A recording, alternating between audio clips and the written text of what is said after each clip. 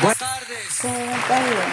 Dios me los bendiga. Guð blessi ykkur öll, bræður og systur. Reciban un caluroso Verið þið að fá de parte de heilsu frá Guði, frá systir María Luísu, frá okkar yfirprestur, bróðir Carlos Alberto Baena og þessi þjónn ykkar. dirigiendo, haciendo un preámbulo. Og í dag erum við að leiða og við erum að leiða ykkur til þessara blessun sem er að koma, sem er að hlusta á kenningin frá systir María Luísu. Frá hverjum? Frá systir María Luísu. Og þegar hún talar, hver stigur allt sem er á bakvið? Já. Og við viljum segja ykkur að við elskum ykkur og við erum mjög ánægð. Og þessi staður var bara alltaf lítill. Okkur langaði að bjóða fleiri sem voru hér, en það komast bara 9.000. En hugmyndin er að við séum rosa ánægð. Þú sem ert hér í dag, taktu blessunina með þér. Haldið þið að Guð sé að fara að blessa okkur í dag? Haldið þið að það sé að fara að vera kraftaverk í dag? Að Guð sé hér með okkur í dag? Já, bræður og systur. Já, bróðir. Þetta er veisla til þess að njóta. Veisla sem hefur engu líku. Þetta er ógleymanlegt í dag. Og já, við erum mjög spennt. Þið megið fá ykkur sæti, bræður og systur. Við ætlum aðeins að heilsa upp ykkur öllum í kirkjurnar sem eru með okkur hér í dag á þessum degi. Við ætlum að heilsa upp á ykkur og við ætlum svo að klappa svo við vitum hverjir eru hér á þessum degi. Eru einhverjir hér frá Corozal, San Juez, y luego? Er einhver hér? Standið upp eða rétt upp hönd. Skulum gefa þeim gott klapp. Það er ánægja að sjá ykkur og deila tíma með ykkur. Og þau sem eru í Atlántico. Kirkjan í Sabana Grande, rétt upp hönd. Við skulum gefa þeim klapp. Þau sem eru í Sabana Grande. Og þau sem eru hér nálægt Barranquilla í Puerto Colombia, hvar eru þið? Þau frá Malambo, hvar eru þið? Við skulum gefa ykkur klapp líka. Við viljum hlusta, við viljum heyra fólk gefa ykkur klapp. Við þurfum að vera ánægð af því við erum hér í dag saman að leita að Guði. Það er líka annar staður sem er mjög nálægt hér Barranquilla sem heitir Soledad. Hver er fólk frá sveitarfélaginu Soledad? La Loma. Hversu fallegt. Og þau sem koma frá Villa Stadio, skulum gefa þeim gott klapp líka. Kirkjan í Santa Lucia. Bræður og systur frá Pradera. Og frá Ceiba. Og frá Boston. Þau sem koma frá Ciénaga, hvar eru þið? Þau eru þarna aftast.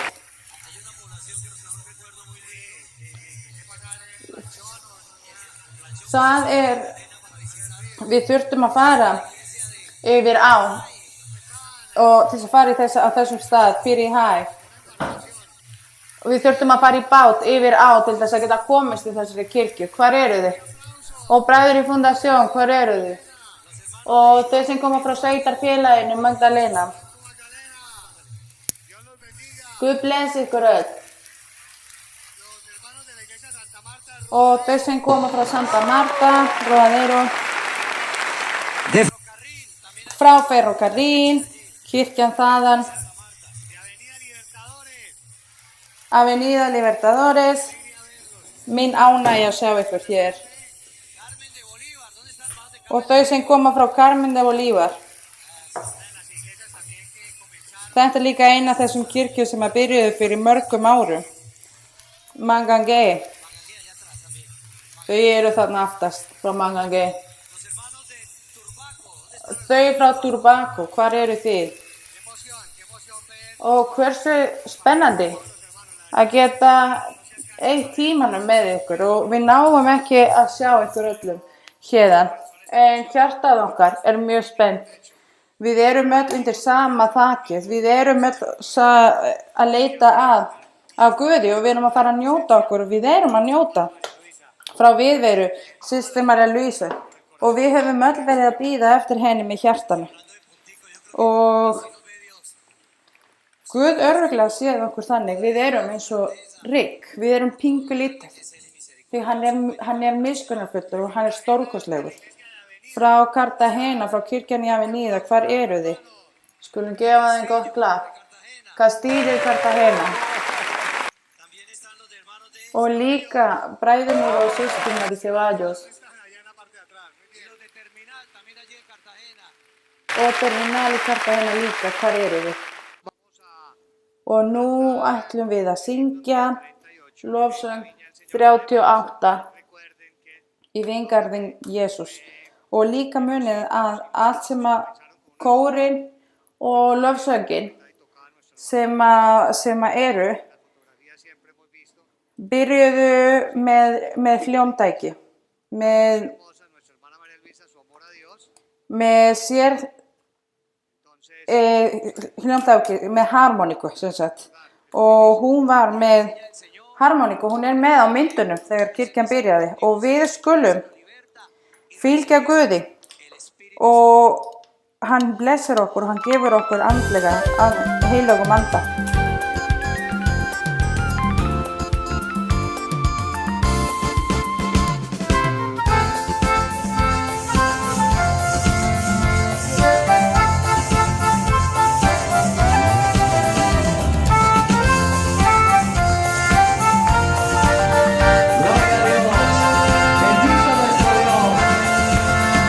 Yo quiero trabajar por el Señor, confiando en su palabra y en su amor.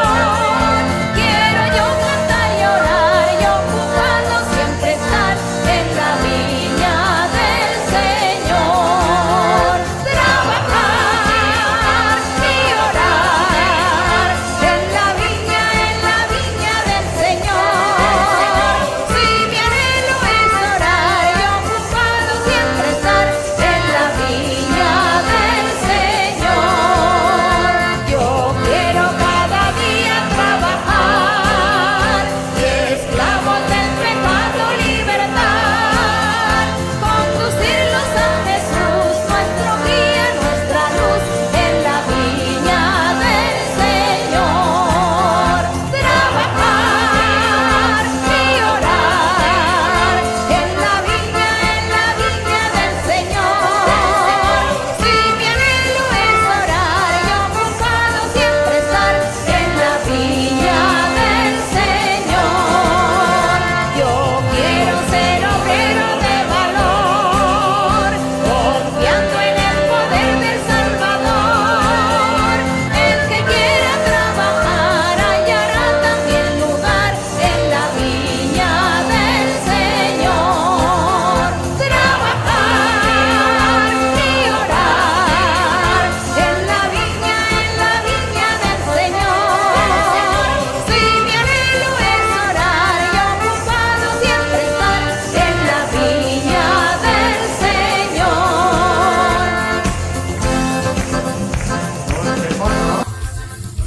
Og dýr sé Guði.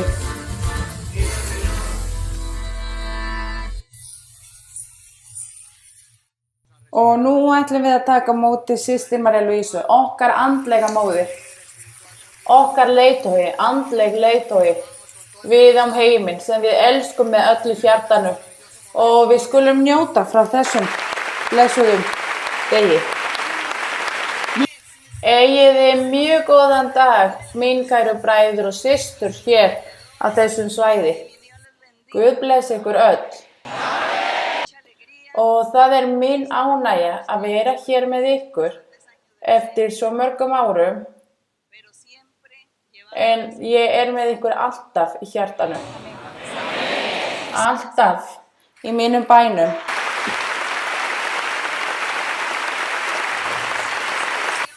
Í mínum bænum Siempre está la iglesia. frá Alaska til Patagóníu. Allir í Bandaríkjunum, allir í Evrópu, í öllum heimsálfum. Alltaf fer ég yfir kirkjunnar þegar ég bið til Guðs að öllum þessum stöðum þar sem að kirkjan að biðja Guði fyrir hverjum og einum. Og ég segi alltaf við Guð að einhvers staðar kirkja, kannski 10 manns, Og ég bið Guð alltaf að blessa alltaf þessum 10 sem að koma saman á þessum stöðum. Og að Guð með hans miskunnar augu. Hann hefur hort til allra þessa hjarta sem að leita að honum. Hann leitar að hjarta sem að elskar hann, sem að opnar sig fyrir hann. Og það er það sem að Guð horfir þegar hann er að skoða hjartað okkar. Og þegar Guð sendi Samúel til þess að leita að konungi Ísrael, til þess að leita og velja hver konungin yrði, hann sagði við Samúel, ekki vera að hugsa útlitið, af því ég hugsa hjartað. Og við viljum gefa Guði dýrðina að hann hefur verið að horfa og skoða hjartan okkar. Og það er mín ánægja að sjá bræður og systur sem að byrjuðu hér á þessum svæði fyrir mörgum árum, fyrir kannski 10 árum. Að kirkjan byrjaði hér. Í 1992 byrjaði kirkjan í Barranquilla. En ég sá allavega bróðurinn Gustavo og bróðir Carmen og ég man eftir að þau voru einn af þeim fyrstu sem að koma hér í kirkjuna. Og við fórum í gegnum margt. Það var mjög mikið að skortum af mörgum hlutum en við hlógum og það var mjög margt sem að við sáum sem að Guð gerði að meðal okkar. Kraftaverkin og loforðin sem að Guð gerði. Við vorum alltaf ánægð að sjá loforðin frá Guði og það var okkar von. Og við þökkum Guði að í dag öll þessi lofur hafa staðið og við sjáum það í lífið okkar.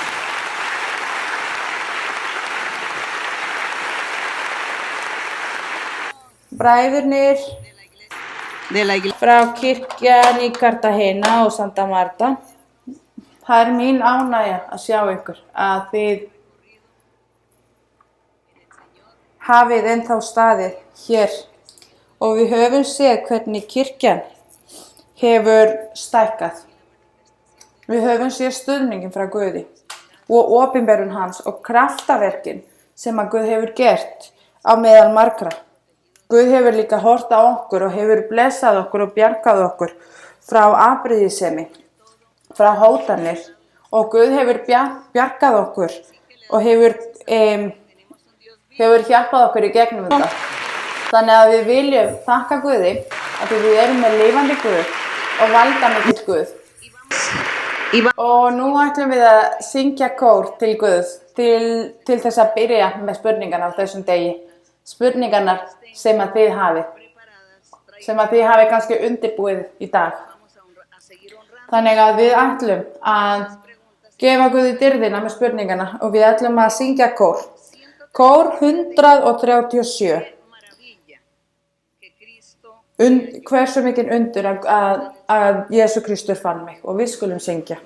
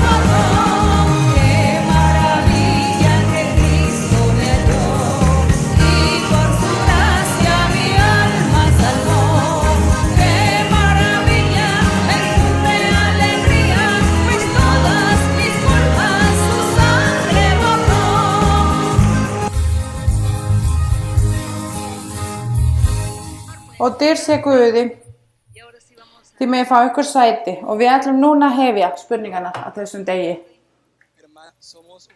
Systir, við erum hóp frá kirkju Corozal, San Pues, Saronofres og Sincelejo og við erum mjög ánægð fyrir tækifærið sem að Guð hefur gefið okkur að vera hér og við viljum þakka Guði fyrir að leyfa þér að vera til á þessum tíma. Við elskum þig. Systir, ef þú leyfir mér, langar mig að lesa í Rómverjabréfið, kapli 7. Já, systir, Rómverjabréfið, kapli 7, vers 19-24. Má ég lesa? No hago el bien que quiero, sino el mal que no quiero. Eso hago. Y si hago lo que no quiero, ya no lo hago yo, sino el pecado que mora en mí. Así que, queriendo yo hacer el bien, hallo esta ley, que el mal está en mí. Porque según el hombre interior, me deleito en la ley de Dios, pero veo otra ley en Hið góða sem ég vil, gjöri ég ekki. En hinn vonda sem ég vil ekki, það gjöri ég. En ef ég gjöri það sem ég vil ekki, þá það ekki lengur ég sjálfur sem framkvæmi það, heldur syndin sem í mér býr. Þannig reynist mér það, þá regla fyrir mig, sem vil gjöra hið góða, að hið illa mér tamast. Innra með mér hef ég mætur að lögmáli Guðs. En ég sá annað lögmál í lífi mínum, sem berst á móti lögmáli hugar mér svo hertekur mig undir lögmál syndarinnar í lífi mínum. Ég, aumur maður, hver mun frelsa mig frá þessum dauðans líkama. Spurningin sem ég hefur margt að gera með unglingafólki sem núna á þessum tíma. Ég hef séð bók, upplifunarbókin, sem að þú skrifaðir og mér finnst það vera sem mikið fyrirmynda fyrir unga fólkið. Þú varst ung og þú varst að leita Guði og þjóna Guði og það sem fyrirmynda fyrir unga fólkið. Mér langar að skilja frá andlegu sjónarhorni af hverju eru unglingar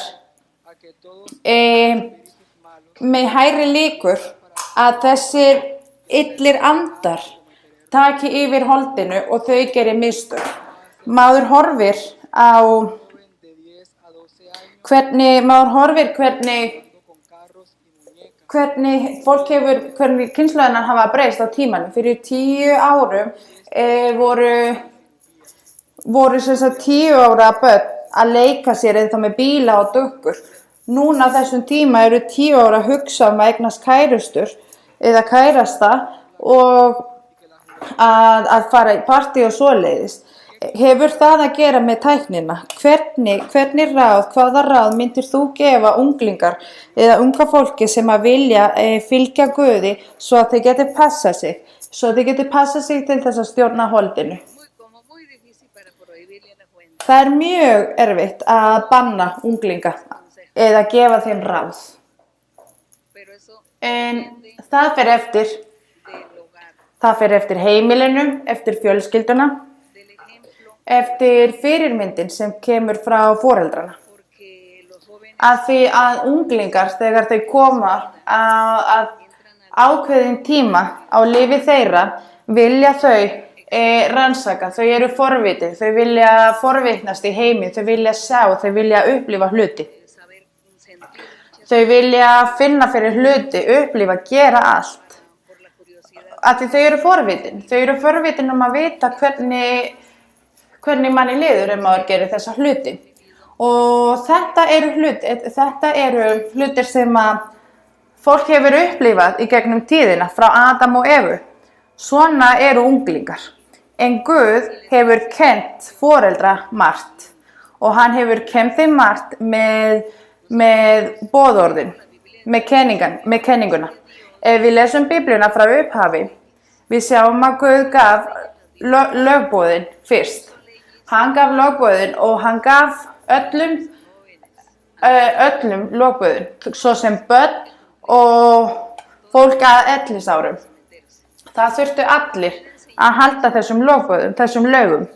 Og hann kenndi foreldrana líka að kunna að ala upp börnin, að gefa þeim góð fyrirmynd.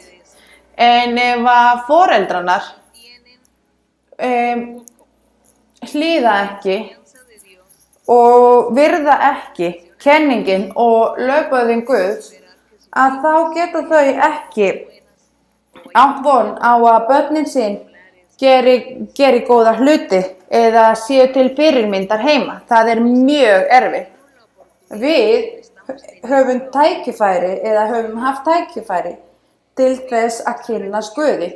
Hann hefur komið með okkur og við erum hér að lesa Biblíuna og við erum að kynnast leiðir Guðs. Við erum að þekkja Guði betur, að vita hvernig hann er og Guð líka heldur áfram að kenna okkur. Hann heldur áfram að kenna okkur og fyrir utan það sem við lærum í Biblíuna, að því í ritningarna í Biblíuna, við erum með kafli í Biblíuna sem að talar unga fólki, þar sem að Guð er að gefa unga fólkinu ráð. En þessi ráð á þess að vera með góð fyrirmynd og að vera með góð ráð frá foreldrunum, þá gera þau ekkert. En eins og ég sagði, við erum að kynnast þessum leiðum frá Guði. Guð er að kenna okkur öllum sem fullorðnir, sem börn, sem foreldrar, sem eiginmenn, sem eiginkonur. Hann er að kenna okkur öllum rétta leiðin til þess að lifa, til þess að heiða okkur. Við þurfum að vera með góðri heiðun til þess að þóknast Guði. Og það sem við gerum er að foreldrarnir sem koma í kirkjuna með ungt fólk, það er svolítið erfitt að segja að það þarf að byrja að leiðrétta þeim og gefa þeim góð fyrirmynd. Þú hefur kannski sjálfur ekki verið mjög góð fyrirmynd eða gefið þeim góð ráðgjöf. Þannig að það eina sem þú getur gert er að biðja til Guðs og biðja Guði að kenna börnin, að leiðrétta þeim, að leiða þeim í gegnum lífið. Öðrum, það eru aðri foreldrar sem að koma í kirkjuna með börn, með lítið börn. Þau hafa tíma til þess að ala þeim upp með góð fyrirmynd, með því að breyta hegðunina sína og vera sem góð fyrirmynd fyrir börnin. Svo að þegar þau eru ung, að þá hafa þau ótta fyrir Guð og vilja leita að Guði. Og við þurfum bara að setja allt saman fyrir framan Guði. Það eru engan kenningar sem að næja fyrir unga fólkið. Af því að þau hlusta á kenningana, en ef að Guð er ekki þarna að hjálpa unga fólkið, ef að Guð er ekki þarna að hjálpa þeim í gegnum lífið, að kannski hjálpa þeim að vilja ekki gera hluti, slæma hluti. Þannig að ráðgjöfin eru ekki nóg ef að Guð er ekki til staðar í lífi þeirra. Þannig að ekki hafa áhyggjur, ekki hafa svo miklar áhyggjur af unga fólki, heldur hafið þið áhyggjur þið sjálf að þóknast Guði og Guð hlusti á bænir ykkar og að þegar þið biðjið til Guðs að þið séu tilbúin og Guð séu tilbúin til þess að hjálpa ykkur með fjölskylduna. Af því ef að við værum kirkja þar sem að allir fæddust í kirkjuna og þið eru eignist börn, þegar þið eruð þið eignist börn og þið eru að leita að Guði, það væri allt annað. Það væri allt annað því þá hafið þið virt Guði og kennt börnunum það frá upphafi. En að því fólk byrjar kannski stundum að koma í kirkjuna og leita að Guði, kannski seinna, hvenær sem er að lífi þeirra, að það getur verið erfiðara og við getum ekki beðið eftir því að unga fólkið læri strax, þannig að við þurfum bara að biðja svo að Guð blessi börnin þeirra sem eru í kirkjuna og þau sem eru í kirkjuna og sem eignast börn sem eru í kirkjuna. Ég hef séð yfirleitt að þau eru börn til fyrirmyndar. Þau eru börn sem haga sér vel, sem eru mjög skipuleg, sem óttast Guði, sem leita að Guði, sem þjóna Guði. Og það er það sem er svo fallegt. En restin, þá þurfum við bara að biðja Guði. Biðja Guði og þau sem vilja læra af kenningunum mun gera það, en það eru ekki allir sem eru með opið hjarta til þess. Ef að Guð er ekki til staðar, ef að hönd Guðs er ekki til staðar til þess að hjálpa, að það mun ekkert gerast. Og hönd Guðs er mikilvægasta sem að við höfum. Við getum ekkert gert án Guðs. Við getum ekkert gert án hans í okkar lífi. Og við höldum áfram. Höldum áfram með annari spurningu.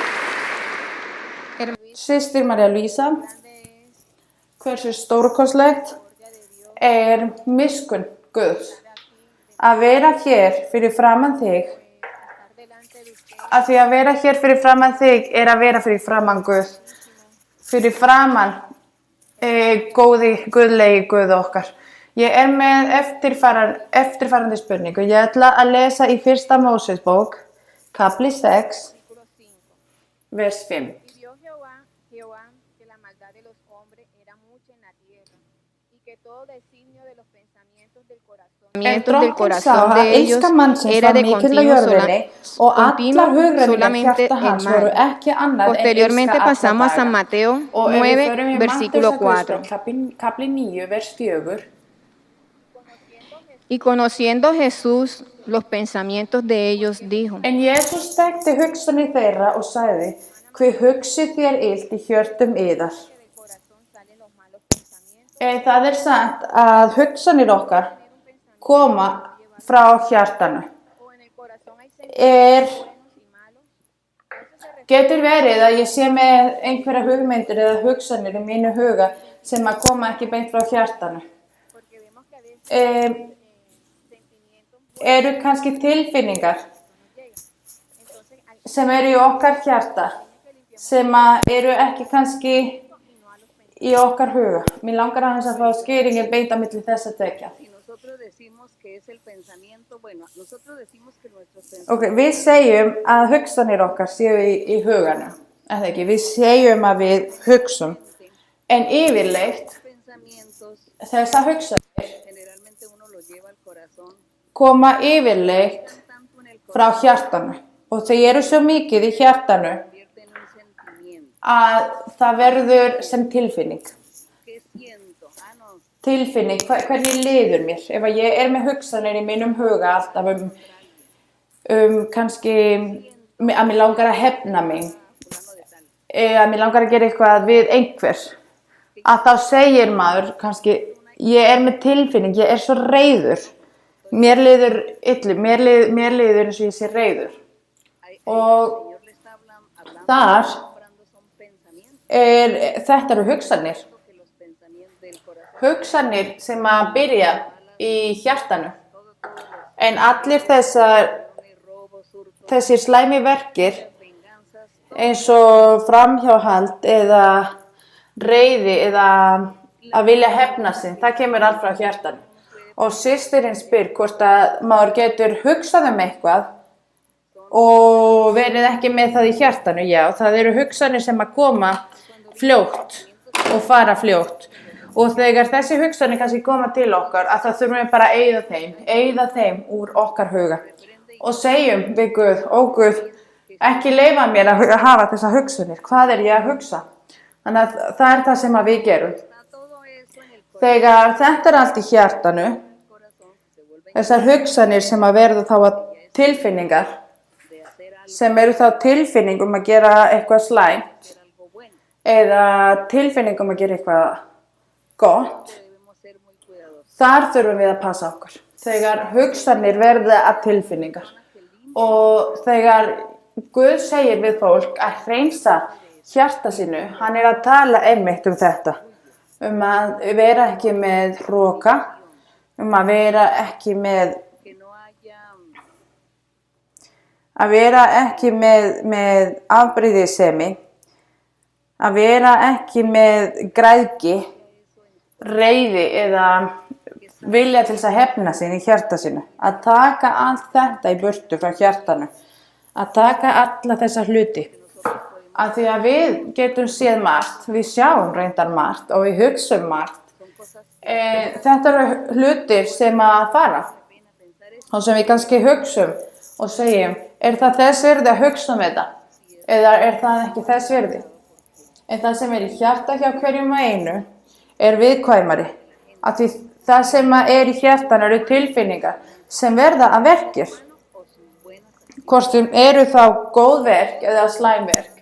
Allt sem fólk er með í hjarta sínu það sem það gerir að verkum. Og Guð segir, hreinsaðu hjarta þínu, og þegar hann segir það, hann bara að meina að taka þau í burtu, að taka hrokan í burtu, svo að Guð sjáu bara góð verk í hjarta þínu. Og systirinn las nokkuð vers hér, þar sem að stendur að Jesús þekkti hugsanir þeirra. Og hann þekkti til þessara hugsanir sem að þau höfðu á þessum stund, að því þau voru að hlusta á Jesú Krist og voru að segja að þetta væri ekki sonur Guðs, að Guð var ekki með þau. Og þetta voru hugsanir sem að Jesú Kristur fann fyrir af fólkinu, og þess vegna segir hann það. Og í Biblíunni stendur að hugsanir sem eru í hjartanu eru hættulegust. Ef þú ert með hugsanir í hjartanu sem eru slæmir hlutir, að það getur verið hættulegt. Það getur verið hættulegt, þessi tilfinningar eða hugsanir sem eru í hjartanu. Þannig að við þurfum að biðja Guði að taka í burtu og leyfa okkur að breyta, hjálpa okkur að breyta hjartað okkar. Við erum svo einu sem að vitum hvernig við erum, hvernig okkur líður, og ef við erum með einhverju gallar, þá þurfum við bara að segja við Guð að hjálpa okkur, að okkur langar að þóknast Guði og lifa réttu lífi fyrir framan Guð. Og það okkar barátta og það okkar bæn og það sem að við viljum biðja Guði. Og það það sem að við viljum hafa í okkar bænir, og við höldum áfram með annarri spurningu. Góðan daginn, systir María Luisa. Okkar hjarta vildi mjög mikið vera með þér. Og ég með spurning ef þú leyfir mér. Á vefsíðu kirkjarinnar í september 2018, það var einn systir sem gaf vitnisburður að Guð gaf henni draum mikilvægt þess að lesa Biblíuna. Ég skrifaði hlut af þessum draumi og draumnum var staður sem var stað þar sem að fólk var að kveljast. Og í draumnum sagði hún að það væri staður þar sem að Guð var með fólk sem hann var ekki búinn að ákveða hvort hann ætlaði að senda til heimsins eða ekki. Og hún sagði líka í draumnum að þetta var fólk sem að myndi aldrei vera ánægð, sem að myndi aldrei finna fyrir gleði. Og við höfum lært að það til helviti og himinn, og himinn sem sagt. Og mér langar bara að vita, að því hún segir að þessum drauma á henni hafi dreymt þessu, og mér langar bara að vita hvort að þetta sé eitthvað sem til. Ég held að þetta sé meira.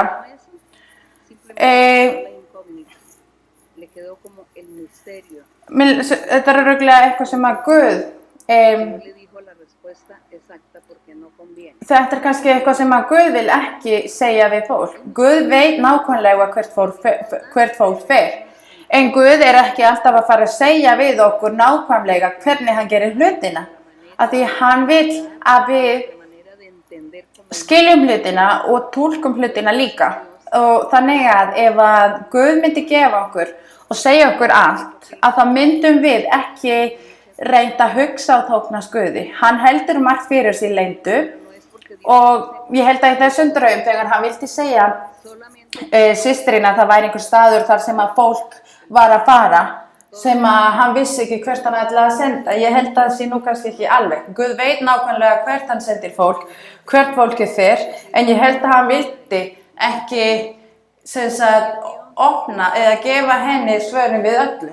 Hann vildi örugglega hvetja hana áfram til þess að halda áfram að þóknast Guði. Við ætlum núna að syngja kór og við ætlum síðan að spyrja 2 til 3 spurningar til viðbótar. Við ætlum að syngja til Guðs, ég vil þjóna þér Guð.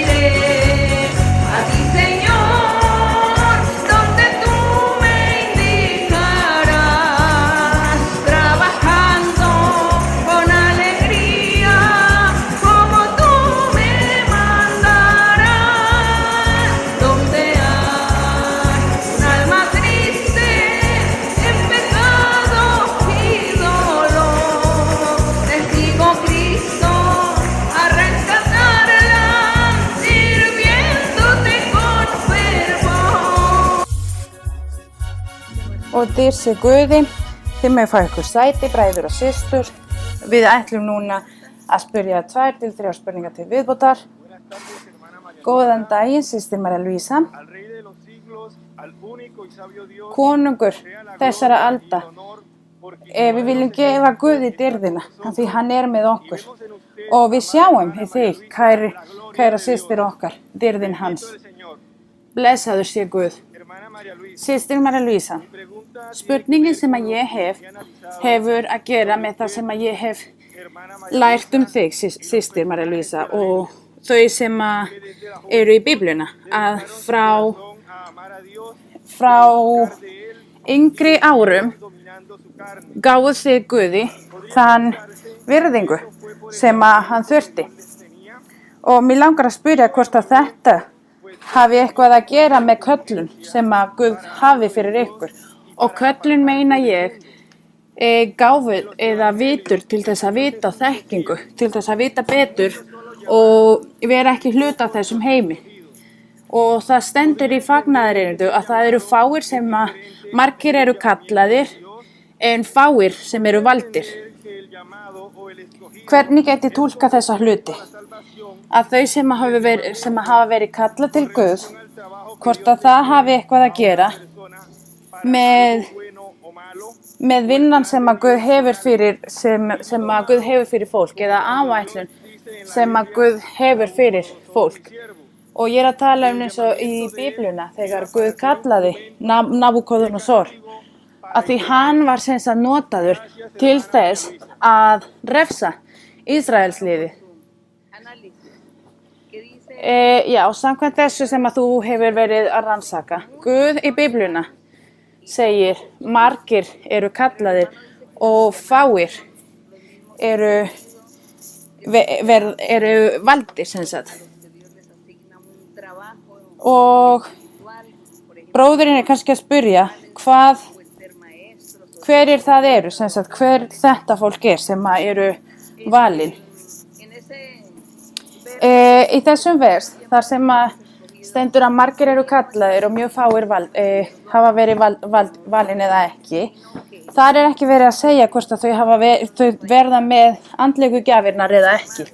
Það meira verið að segja að Guð kallar marga og býður þeim upp á hluti. Það það sem að Guð gerir. Guð kallar upp á fólki og gefur þeim lofvörð og Guð segir við þau, ef að þú leitar til mín, þá gefur þetta og hitt og gerir þetta og hitt í lífi þínu. Og það eru lofvörðin sem við fáum í okkar líf. Þannig að það hefur ekkert að gera að vera kallaður eða valinn, hefur ekkert að gera með andlegu gjafirnar sem að Guð mun gefa þér. Heldur það að einhver sem að hefur verið kallaður af Guði kann að meta þessa hluti. Kann að meta að Guð að bjóða sér að halda áfram á þessum vegum. Ef að Guð vill gefa manneskjunni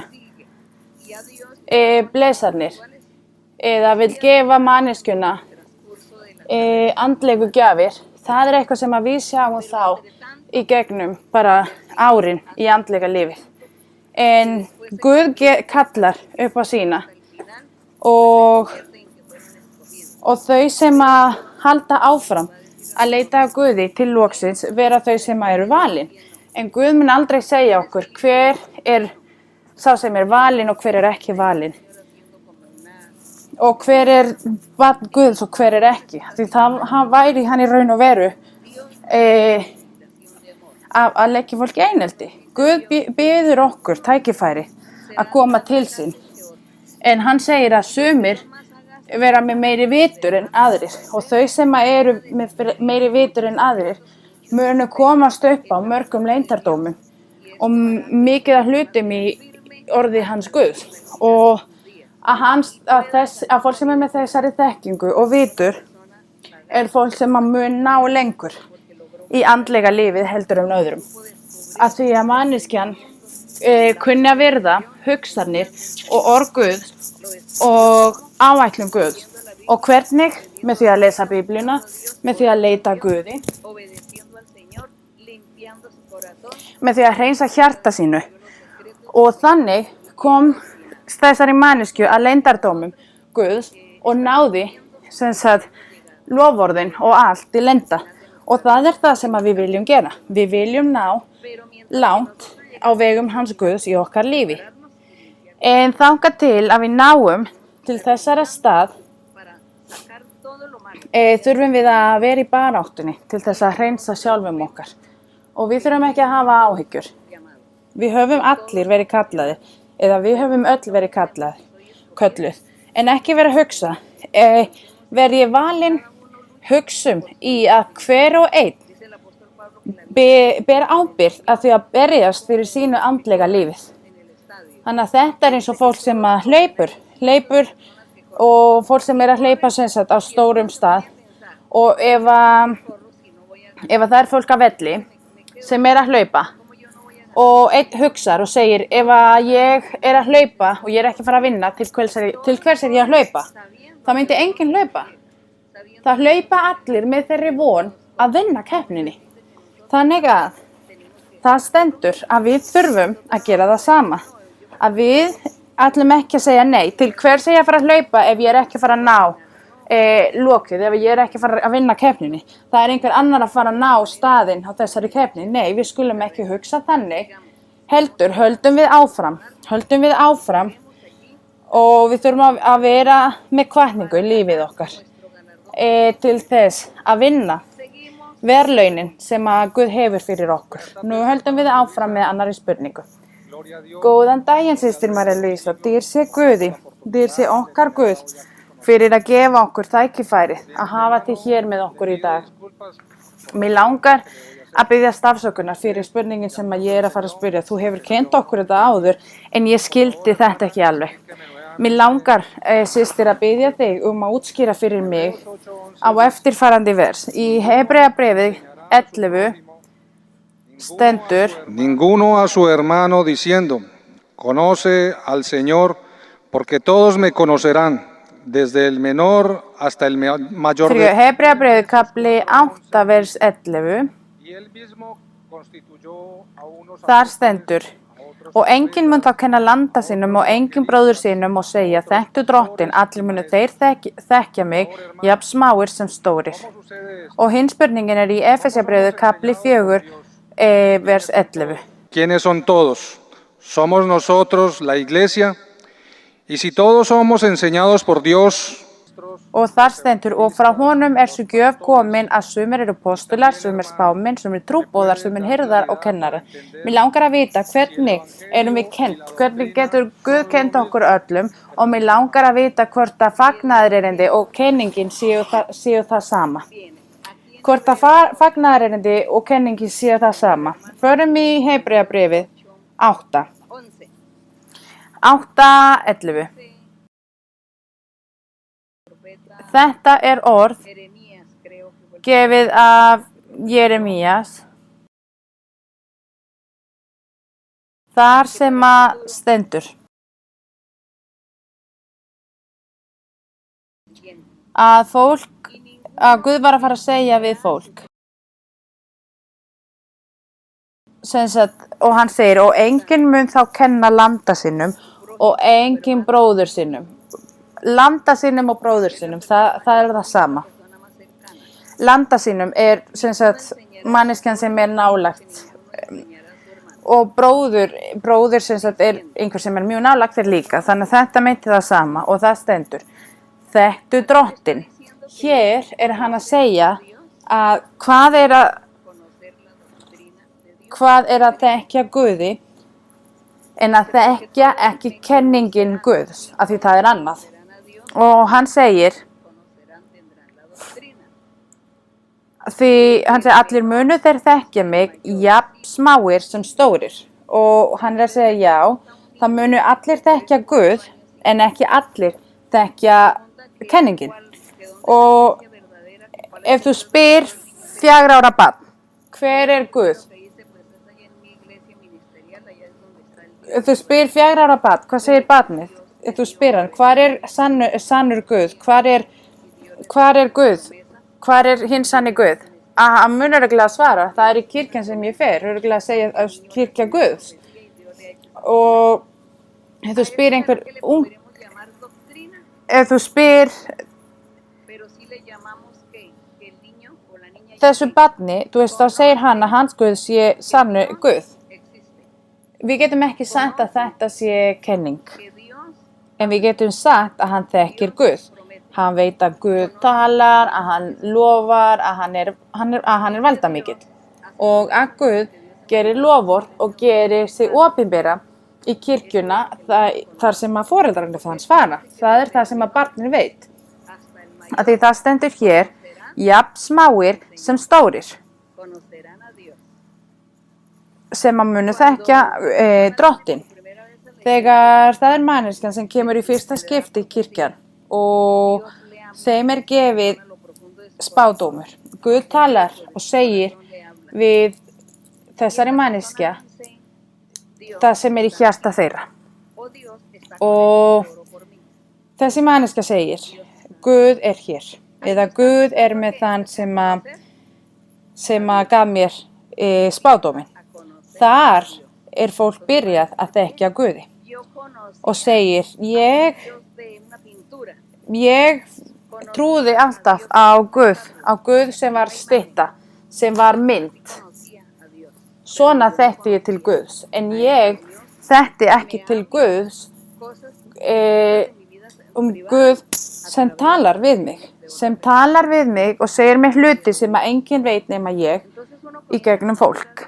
Og svona byrjum við að þekkjast Guði. saber la doctrina En það að kynnast Guði, að þekkja Guði og að kunna enseñada por Dios. kenningin, það er tvennt ólíkt. Recordemos que el apóstol Það er tvennt ólíkt. cuenta en Hechos. Og El apóstol Pablo nos cuenta en Hechos Páll 7:6 postul que él segir estuvo como 2 años, creo, en el í desierto. postulasagan Y él estuvo ahí að hann var í eyðimörkin y reveló og Guð gerði kenningin opinbera fyrir una sig. contradicción Þannig að en Efesios 4:11 cuando dice que el Señor Jesús í Efesubrifið, kapli 4, profetas evangélicos þegar hann segir að Jesú Kristur setti kirkjuna postula og kennarar til þess con lo que að byggja húsið hans Guðs. enseñados por Dios, porque dice Þannig að það er ekki verið að segja neitt ólíkt. Það er sem sagt í Móses brefið eða í Móses tímina fólk þekkti ekki drottinn. Það bara spámenn eða einhver eins og Samson var eða Gedeon. Þau þekktu til Guðs nadie del pueblo en engin annar conocía vissi hver Guð væri eða þau þekktu sem sagt Móseslögin en vissu ekki hver Guð væri. vieron al Señor, Þannig að þegar þau sáu Guð, se angustiaban, þau urðu hrætt. decía, pero ¿quién Þau urðu mjög hrætt og spurðu alltaf við hvern er ég að tala. tenía que identificarse Og, con ese personaje? og Guð þyrfti þá að koma fram við þessara mannesku. Af því þau vissu ekki hver væri fyrir framan þau. Af því að þeim tíma gerði Guð sig ekki opinbera með mannkynsins. Hann gaf þeim Móseslögin skriflega en ekkert annað. A través del profeta, en el futuro Og me conocerán, desde el niño þess vegna sagði Guð að í framtíðina myndu allir vita hver hann væri. Af því hann ætlaði að tala við alla í spádómni, í sýnir, í drauma, með andlegu gjöfinnar. Þannig að orð Guðs hefur uppfyllst, en við getum ekki kallað það kenning. Af því kenningin er eitthvað dýpra sem að Guð gefur fólki til þess að læra, til þess að kenna öðrum. Af því ef það er manneskja sem að þekkir Guð og ekkert meir, þá þarf manneskjan að halda áfram að vaksa andlega, í andlega lífið, og það þarf að halda áfram að gera sér tilbúin til þess að þekkja meira og meira frá Guði. Og líka að manneskjan komi til þeirri þekkingu þangað til að manneskja getur talað við Guð, getur talað Guð og getur byrjað að upplifa hluti með Guði. Eins og var í fortíðina að spámennirnir töluðu beint við Guð. En það fer eftir andlega lífið okkar, það fer eftir hvað í hjartað okkar. Og við höldum áfram. Systir María Luisa, það væri okkar draumur að Guð myndi hlusta á okkur núna og eins og hann gerði í fortíðinni. Og við viljum biðja Guð að fresta tímanum hér svo að þessi veisla, andlega veisla, að þessi andlega veisla verði lengur. Já, það væri okkar ánægja að vera hér lengur, en við getum það því miður ekki. Við vitum, systir, að þú ert með mjög mikið að gera, hefur margt að gera annars staðar. Systir, vandamálið með fátækt. Fátæki við heiminn. Við erum með mjög mikið af vandamálum hér í landið okkar, sem það sem við sjóinn, sem sagt hér í Kólumbíu. Og mér langar að spyrja,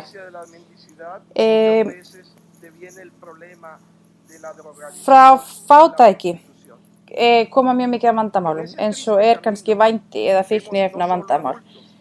Og á þessum vegum sjáum við ekki bara fullorðnir, heldur líka börn. Börn sem eru að biðja öðrum pening á veitingastöðum eða út á götunni. Og kannski margir sem að gefa þeim pening, sumir sem að vilja gefa þeim pening en geta ekki. Systir, fátækt, það bölvun? Fátæki, það bölvun? Fátækt eitthvað sem að leiðist af leti? Þegar maður latur, koma þá andar eins og letin. Hvenær eigum við að hjálpa öðrum þegar við vitum kannski að þau eru að fara að nota það í fíkniefni? Erum við að styðja óvininum?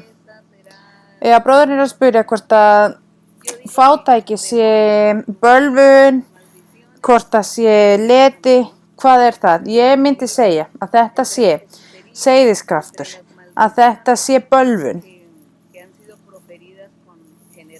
Að þetta sé bölvun sem að fer frá kynslóðunum og að það sé líka leti. Og örugglega í þessum bölvanir eða í þessum seiðiskraftur sem að fólk gerir, að þá var kannski örugglega seiðiskraftur þar sem að seiðiskraftur eða einhverju svona þar sem að einhverjum var bölvað og bölvað svo að fólk yrði lött. Af því þegar fólk lött, þá vil það ekkert gera, þau vilja ekkert vinna, þau vilja ekkert gera og þá kemur fátæki. En þetta vitum við að það gerist að því við erum að berjast á móti óvininum og óvinurinn gerir margt. Hann gerir margt að því hann vil sem sagt koma á móti okkar og allir þessar djöflar eins og leti og fíkniefna vandamálin og vændin og það eru vandamál sem koma frá óvininum.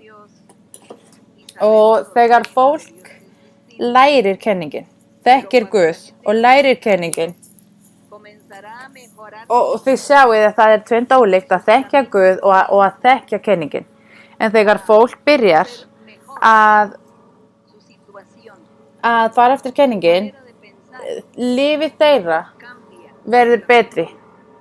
Hugsanir hjá fólkinu byrjar líka. Það byrjar hjá fólkinu.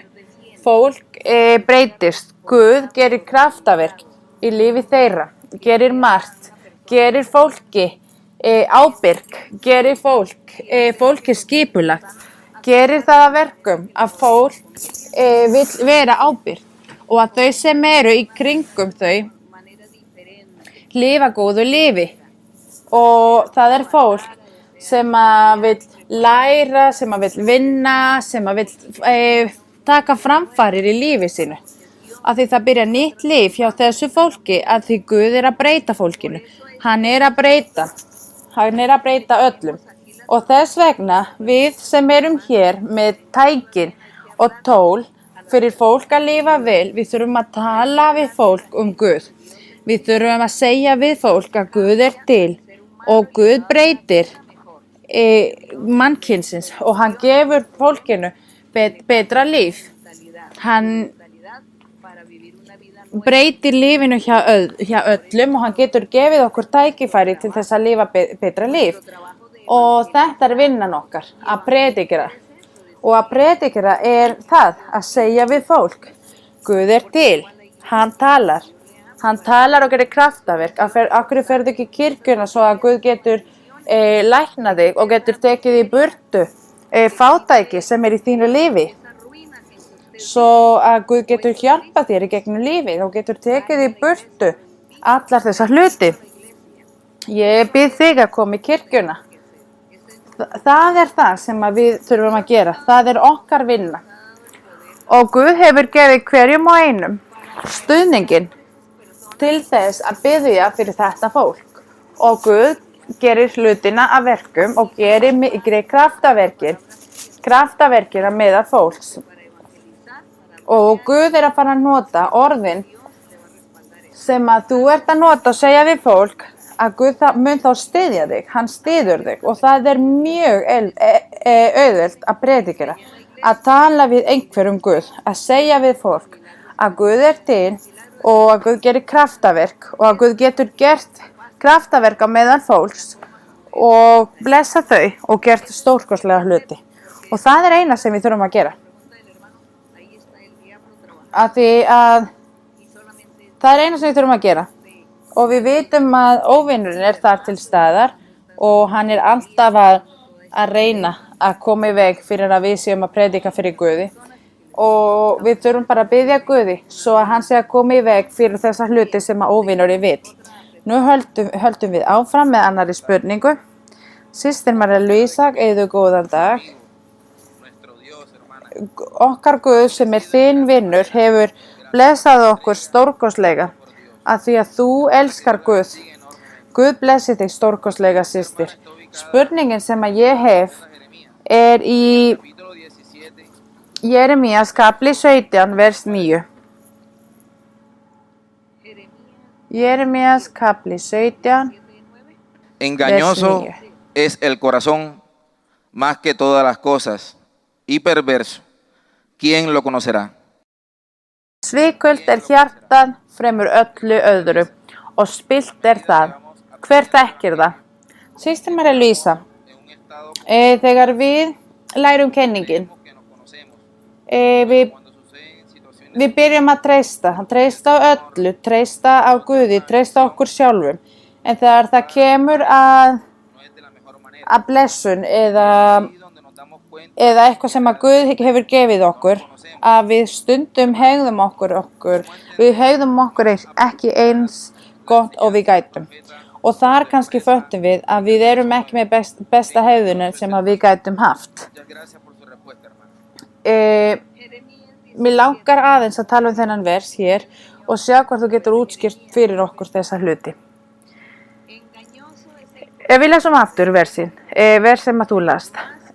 Svikvelt hjarta fremur öllu öðru og spillt það. Hver þekkir það? Hver þekkir það hjarta? Enginn í mannkyninu þekkir það. Enginn í mannkyninu, en það einhver sem þekkir það. Og það stendur í vers 10. Ég, Drottinn, sá sem rannsaka hjarta, prófa nýrun. Og þegar hann segir sem rannsaka hjarta, prófa nýrun, það það sama. Og það heldur áfram. Og það til þess að gjalda sérhverjum eftir breytni hans, eftir ávexti verka hans. Og hvort það séu slæmir eða góðir verkir. Þannig að það verið að segja að Guð sá eini sem að þekkir hjartað. Restin fólk að þykjast. Það það sem að við horfum, það sem við sjáum af fólkinu. Sumir eins og þau hegða sér, sumir bara þykjast. Við vitum það ekki. Stundum platar fólk okkur og við stundum segjum manneskjan var að þykjast vera mín vinur eða hann var að þykjast vera mín vinur eða vinkona og sjáðu hvernig þau hegðuðu sér og það sem þau gjörðu. Hann var bara að þykjast. Og það er það eina sem við náum að sjá. En hjarta, það sem er í hjartanu, það er bara Guð. Hann er sá eini sem að þekkir þessa hluti. Og stundum við sjálf vitum hvað er í okkar hjarta. Stundum. Og ég vona að við öll lærum að vita og þekkja hvað er í okkar hjarta til þess að geta gerst hvað? Til þess að geta breyst. Af því ef það er eitthvað sem er slæmt í hjartað okkar, við þurfum að taka það í burtu og biðja Guði að hjálpa okkur að breyta. Og það er það sem Jeremía var að segja hér. Og við viljum þakka Guði að Guð þekkir hjartað okkar og að því hann gerir það að þá mun hann hjálpa okkur. Hann hjálpar okkur og það eina sem við þurfum að gera er að virða hvor annari, að elska hvor annari, að elska okkur sjálfum og virða okkur sjálfum og að við séum heiðarlegi hjartað okkar og það er góð fyrirmyndir sem að við getum gefið og sem að fólk gæti fengið frá okkur. Af því að þó að við sjáum fólk, við vitum ekki hvað er í hjartað hjá þeim og við getum ekki verið að dæma fólki heldur. Heldur þurfum við að vera þolinmóð hver annari og ef að einhver að þykjast og það böggar mig og ég tek eftir því að þá kenni ég manneskjuna með mikilli ást, með mikilli þolinmæði. En Guð er sá eini sem að getur breytt hjartað okkar. Hann er sá eini sem að getur kennt okkur.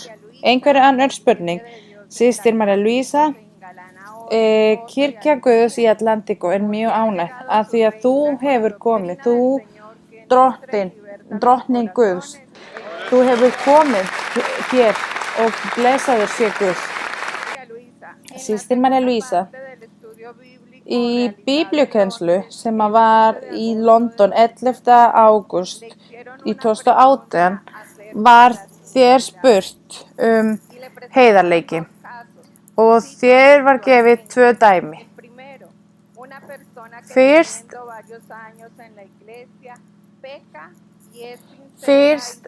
manneskja sem er búin að vera í kirkju í mörg ár og syndgar og iðrast og breytist aftur til Guðs og svo heiðarleg manneskja sem er í kirkja sem syndgar ekki og reynir að stjórna holdinu sinu af því það vill ekki syngja fyrir framan Guð. Systir, þú hefur sagt að þú þekkir mikið af fólki sem syndgar ekki en er ekki heiðarleg við Guð. Getur þú kennt okkur meira þetta og gefið okkur dæmi? Systir, þegar ég myndi ekki segja að við þekkjum fólk sem syndgar ekki, því við þekkjum ekki hjarta hjá fólkinu. Þegar ég segi kannski, ég sé ekki að fólk sé að syndga, það er kannski að það er ekki að syndga eða gera hluti sem að ég get séð, eins og fylleri, framhjáhald, slúður, reiði, alla þessar hluti sem að við getum séð. Þannig að ef að við sjáum fólk, einhver manneskja sem að gerir ekki þessa hluti, þá segjum við þessi manneskja blótar ekki, gerir ekki neitt af þessum hlutum. En við vitum ekki hvað er í hjarta þeirra. Guð er sá eini sem að getur vita hvort að þessi manneskja er heiðarlegt eða ekki. Að þessi manneskja gæti verið með þessum leyndum syndum sem að er hroka, græðgi, hatur, alla þessar hluti sem eru þessi leyndu syndir sem að enginn getur séð. Manneskjan og Guð eru svo einu sem að geta vitað það. Og þetta er það sem að ég á við þegar ég segi að það eru sumir sem að virðast ekki vera að syndga. En við vitum aldrei hvernig fólk er að hugsa í hjarta sinu. Og það eru kannski margir sem eru með þessu leyndu syndum. Og það er það sem að ég átti við. Og það er það sem að við sjáum í daglega lífið okkar. Við sjáum fólk, og við sjáum fólkið og við sjáum góðir hlutir í þau og stundum segjum við, af hverju er Guð ekki að blessa þessari manneskja ef að þau eru heiðarleg, þau koma alltaf í kirkjuna og þau leiða Guði og þau leita Guði. Guð veit af hverju, hann blessir ekki ákveðið fólk af því hann þekkir hjörtun. Kannski á þennan manneskja eftir að breyta einhverju og það er það sem við tölum heiðarleikin, að það er kannski með ennþá hluti í hjartanu sem það hefur ekki sagt. Mín kæra systir María Luisa, þú elskuð systir, full af þekkingu, elskuð dóttur Guðs, þú lappar á þessum vegum að skínandi ljósi og þú ert að kenna okkur öllum öðrum. Þú og systir er kennarinn okkar. Þú ert eitthvað stórkostlegt sem að Guð skapaði og dýr sé Guði. Systir María Luisa, Guð blessi þig. Ef að þú leyfir mér er ég með spurning sem að mig langar að spyrja.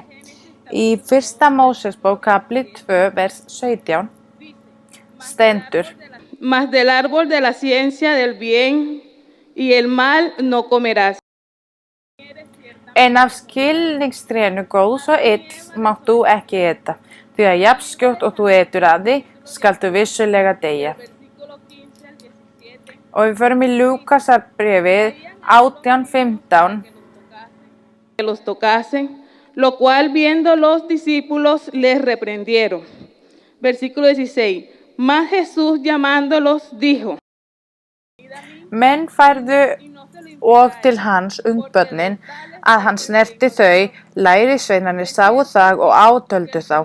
En Jesús kallaði þau til sín og mælti: Leyfið börnunum að koma til mín, varnið þeim eigi, því að slíkra er Guðs ríki. Sannlega segi ég yður, hver sem tekur ekki við Guðs ríki eins og barn mun aldrei inn í það koma. Mér langar að spyrja hvort að sakleysi sé eitthvað sem er mjög mikilvægt fyrir Guð. Við vitum að börn eru saklaust og Guð er að benda til þess að vera saklaust til þess að geta komið í himnaríkið. Adam og Eva lifðu á sín tíma sakleysi að þau eru að borða þessum tré og mér langar að þú að farir aðeins dýpra í þessu. ¿Cómo hacemos para no dejarnos ganar del diablo? Vestirnos de la armadura. Hvað getum við gert til þess að leyfa óvinnurinn ekki að plata okkur? Þar sem þú las í Lúkas, það er ekki að við séum saklaus, því ef við erum saklaus þá kemur óvinnurinn og platar okkur strax. Það sem að Guð vildi segja var að við þyrftum að vera með hjarta eins og barn. Hvernig er barns hjarta? Börn halda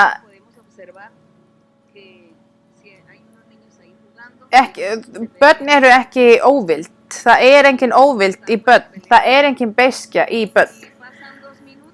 Og þú getur séð, börn rífast og eftir 2 mínútur þá eru þau vinir aftur upp á nýtt. Þau gleymdu að þau varu rauði hvort annarri, að því það er engin óvild, það er engin hatur, það er engin vilja til þess að hefna sín. Og það er það sem að Guð segir, að við þurfum að vera með hjartað okkar eins og börn. Að börn eru ekki með hatur, þau eru ekki að hugsa að hefna sín alltaf. Ef að barn fær verðlaun og annað barn fær verðlaun og eitt er úr plasti og hinn er úr gulli, bæði 2 meta verðlauni jafn mikið. Þau segja ekki þín kostar mjög mikið og mín ekki. Það sem að þau sjá er verðlaun og þau sjá verðlaunin fallega og gera ekki grein á milli. Gera ekki grein á milli af því að það er engin græðgi. Það er engin ágirð í börnin. Og þess vegna segir Guð að við þurfum að vera eins og börn. En það er ekki að vera saklaus, heldur að vera þroskaðir í hugsanir okkar og hegðunin okkar, en að hjartað okkar sé eins og börn. Engin ágirð, engin græðgi, engin hatur, ekkert af þessum hlutum. Og það er það sem að Guð vill. Og hvernig gerum við til þess að geta gefið Guði þessa hluti? Halda áfram. Við þurfum að halda áfram og við þurfum sem sagt að vera með Guði til þess að vera tilbúin á slæmum dögum. Hvað er slæmur dagur? Það getur verið dauði hjá einhverjum sem er nálægt fjölskylduna okkur, eða slys, eða veikindi, alvarleg veikindi í fjölskylduna. Það getur verið dagur þar sem að þú áttir ekki nóg til þess að borga fyrir leiguna, fyrir matinn, sem þú áttir ekki neitt. Það getur verið slæmur dagur. Þú ert með mjög mikið skuldum og þú ert að leiðin í fangelsi. Það er slæmur dagurinn. Þannig að þegar slæmur dagurinn kemur í okkar líf, við föllum ekki. Við höldum áfram með sömu hvatningu. Við förum ekki tilbaka.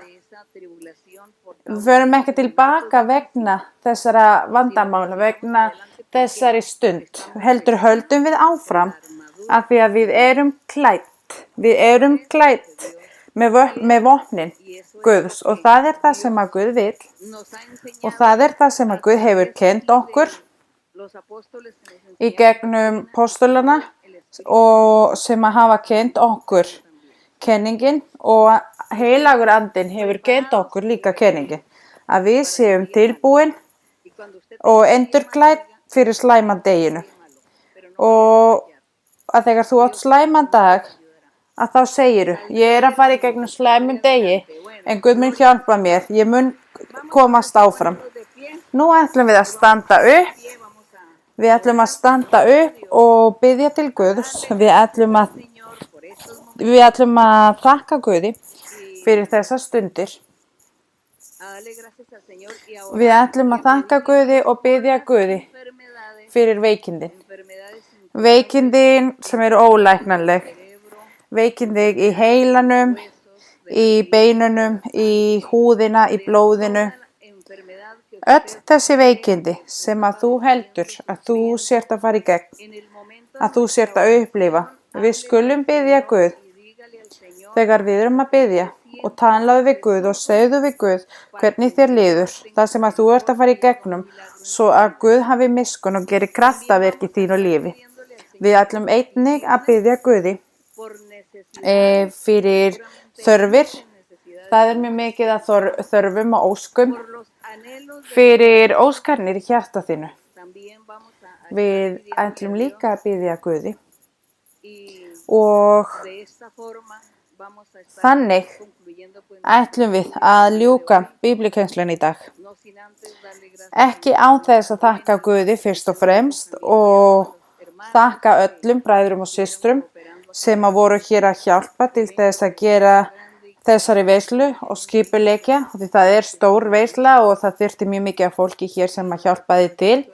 Og við hér komum bara til þess að njóta í raun og veru. En þau sem að hafa verið hér að vinna alla vikuna fá enga svefn og þau hafa sett sín tíma í þetta. Og við viljum þakka Guði og þakka ykkur. Sjá hversu mikið kirkjan hefur stækkað hér á þessum svæði. Það er mín ósk í mínu hjarta. Hvernig get ég sagt? Ég er að hugsa og ég er að bíða eftir því og óska eftir því að Guð gerir mjög mikið kraftaverkum. Mjög mikið kraftaverkum hjá öllum á þessum svæði. Guð blessi. Guð blessi og frelsi og að Guð breyti hugsunarfarið hjá mörgum. Að fólk byrji að kunna að meta að Guð er til. Þannig við ætlum að biðja til Guðs og við ætlum að biðja honum að við erum hér fyrir framan hans og við viljum biðja Guði að hjálpa okkur. Að hjálpa okkur að þókna sér og að breyta og að gera hans vilja. Og því það er það sem hann vill. Við ætlum núna að biðja Guð. Blessaður Faðir Jésu Krist. Við viljum þakka þér. Við viljum þakka þér og okkar kær Guð fyrir þitt orð, fyrir loforðin þinn. Við viljum þakka þér, ó Guð, að því fyrir meira en 20 árum að við byrjuðum hér á þessum svæði þínir verk og að allir sem að tóku þátt í því gerðu það með mikilli ást, með mikilli gleði. Þeir opnuðu hjarta sitt og allir upplifðu margt og urðu ástfangin að þér, loforðin þín, allt sem að þú sagðir við okkur. Við höfum alltaf verið ástfangin að þér, ó Guð. Við höfum alltaf verið háð þínum loforðum. Við fáum orku, við fáum hvatning af þínu orði og í hver skipti sem okkur líður illa, það er nóg að koma fyrir framan þig og þú gefur okkur hvatningin sem við þurfum og þú gefur okkur stórkostleg loforð. Stundum gleymum við loforðin, stundum gleymum við það sem að þú hefur lofað okkur, en við erum með þig í hjartað okkar, með gleði og hamingja að hafa hlustað, að hafa heyrt þig, að hafa heyrt að þú ert að horfa á okkur, þú ert að hlusta á okkur, að þú ert að horfa á allra hjarta. Og í dag, Guð, eru mjög mikið af hjörtum sem eru fyrir framan þínu nærveru. Það eru margir sem að gátu ekki komið, en þú ert að fara að blessa alla. Þú ert að fara að blessa alla og ekki bara eitthvað smá að blessunum, heldur mjög mikið að þeim. Af því það eru loforðin þinn, að þú ert að fara að gera því opinbera, alltaf í biblíukennslunum. Og þú ert að fara að blessa þau sem að koma að hlusta og líka þau sem að ekki geta gert það. Og við höfum komið hér í dag og við vitum að allt sem að þú lofar okkur, ó Guð, uppfyllist. Við viljum þakka þér fyrir loforðin þinn, fyrir orðið þitt, ó Guð. Við erum hér í dag í heimur þar sem er mjög mikið að baráttu og gildrur frá óvininum og við leggjum okkur fram til þess að gera þinni vilju og við berjumst á móti því. Hjálpaðu okkur, ó Guð, í þessari baráttu. Hjálpaðu okkur að vinna baráttunni alltaf. Við viljum biðja þig fyrir bræðurnir og systurnar sem eru hér á þessum svæði og fyrir allir sem eru við heimi, allir sem eru að sjá kirkjur við heimi. Gefðu þeim hamingju og gleði í hjarta þeirra. Við viljum að andinn þinn sé með þau, að þú sért að hjálpa þeim, að tala í gegnum munnin þeirra, að þau séu að vinna með einlögðum hjarta og að þau gleymi efnilegu hlutina í lífinu og komi til þín að þjóna þér, að vinna fyrir þig með mikilli ást, með mikilli gleði, ó Guð. Verð þú, ó Guð, að hjálpa hverjum og einum og blessa alla. Og við viljum líka, ég vil líka biðja þig að rétta út hönd þína yfir þau sem eru veik. Horfðu upp á þau sem eru á hjólastól, þau sem eru veik, sem eru lasin, sem að geta ekki talað, sem að geta ekki hugsað. Fólk sem getur ekki hreyft sig, fólk sem er kvöl. Og það er eitthvað sem að kvelur líka fólk sem að díla við þessa hluti. Haf þú, ó Guð, miskunn. Haf þú miskunn og verð þú að taka út gildrunar og bölvarnir sem að geta verið hjá fólkinu. Vertu að lækna og frelsa hverjum og einum. Vertu að lækna og frelsa hverjum og einum. Og einnig langar mig að biðja þig, ó Guð, að taka í burtu keðjurnar sem óvinurinn hefur sett hjá fólkinu. Vertu að rétta út hönd þína, ó Guð.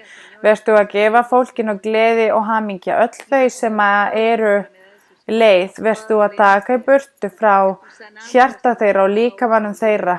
Allir þessa hlutir vertu að frelsa öllum. Taktu í burtu allar efanir, allur ótta. Ó Guð, ger þú það að verkum að fólk trúi á þig og að fólk fái blessarnir, ó Guð, að allir séu frelsaðir og allir verði frjáls og allar þessar gildrur og bölvarnir fari í burtu. Vertu að taka það í burtu í nafni Jesú Kristur. Við viljum, ó Guð, að þú læknir þau líkamlega, að þú frelsir þau, að þú blessir þau. Vertu að slíta böndin og keðjurnar. Vertu að taka í burtu öll þessi bönd. Gefðu þeim gleði, hamingja, frið og frelsi, ó Guð. Takk minn kær Guð. Einnig minn kær Faðir. Fólk með óskir og þarfir í þeirra lífi. Verð þú, ó Guð, að uppfylla alla þessa hluta. Uppfylltu óskir og þörfum hjá öllum og leyfi fólkinu að njóta frá þér, að njóta frá heilögum anda. Verð þú líka að koma til okkar með þínum heilögum anda. Verð þú að koma niður til okkar, ó Guð, og hreinsaðu og frelsaðu hverjum og einum. Og verð þú að gefa skírnina, að gefa fólki skírnina. Verð þú að frelsa og sendu, ó Guð, valdið þitt. Sendu valdið þitt og andlegu gjafirnar. Sendu, ó Guð, valdurinn þinn. Verð þú að slíta böndin, verð þú að frelsa, verð þú að gera kraftaverk og undranir og tákna meðal fólkinu. Verð þú að taka í burtu efarnir og hlutina, verð þú að slíta böndin, ó Guð.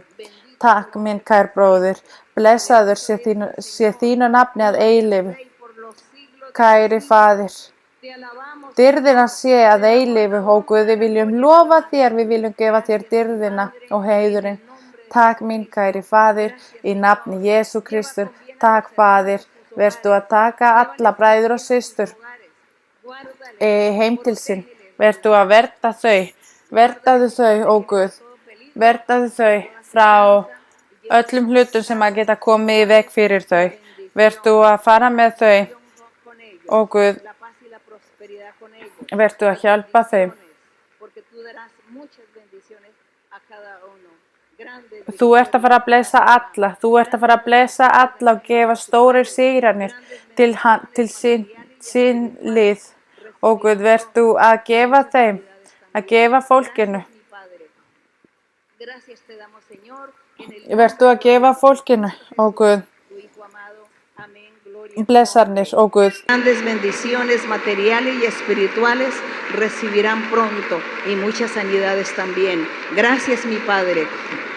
Gracias te damos, Señor, en el nombre glorioso de Cristo Jesús, tu Hijo amado. Amén, gloria a tu nombre. El gozo del Señor mi fortaleza es.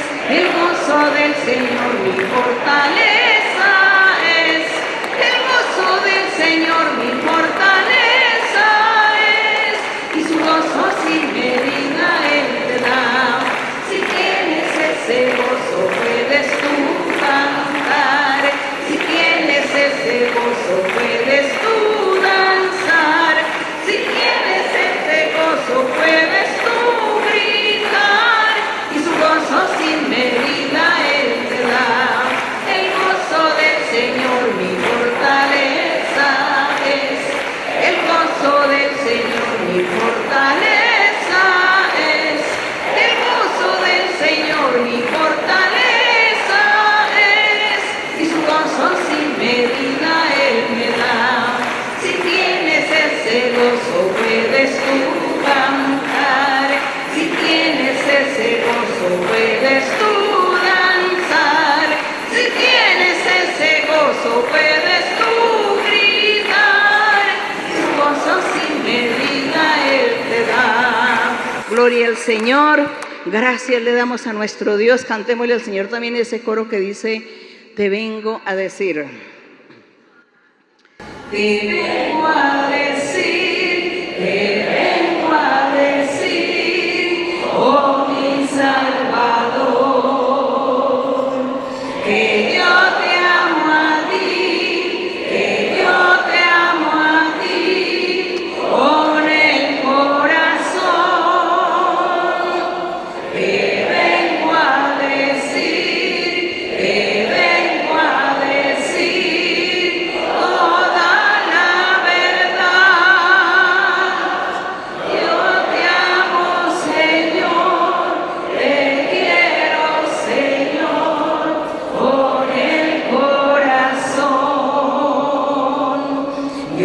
quiero cantar, yo quiero cantar de gozo y de paz. Yo quiero llorar, yo quiero llorar de felicidad. Te vengo a decir, te vengo a decir toda la verdad. Yo te amo, Señor, te quiero, Señor, con el corazón. Te vengo a decir, te vengo a decir, oh mi Salvador,